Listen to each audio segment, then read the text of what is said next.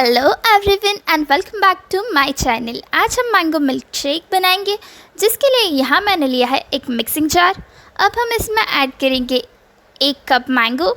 ये 1 कप में 2 मैंगोस है जिसकी मैंने स्किन निकाल ली है और उन्हें बहुत ज़्यादा बारीक काट लिया है। अब हम इसमें ऐड करेंगे 4 टेबलस्पून शुगर। मैंने यहाँ पे 2 मैंगोस लिए थे इसलिए 4 टेबलस्पून शुगर है। अगर आप 1 मैंगो ले रहे हो तो सिर्फ 2 टेबलस्पून शुगर डालें। अब हम इसमें दूध ऐड करने वाले हैं। यहाँ पे मैंने 1 कप दूध लिया है।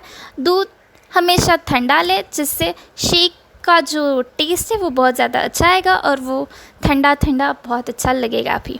अब हम इसमें आइस क्यूब डालेंगे। अगर आपका दूध ठंडा नहीं है तो आप आइस क्यूब का यूज़ करें। अगर आपके घर में वनीला आइसक्रीम व्हिप क्रीम हो तो आप उसे भी ऐड कर सकते हैं।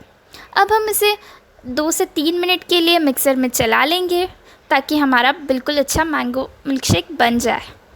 तो 3 मिनट के बाद हमारा मैंगो शेक कुछ ऐसे दिख रहा है। मुझे तो ये बहुत अच्छा लग रहा है और आई कैंट वेट कि मैं इसे कब पीऊँ।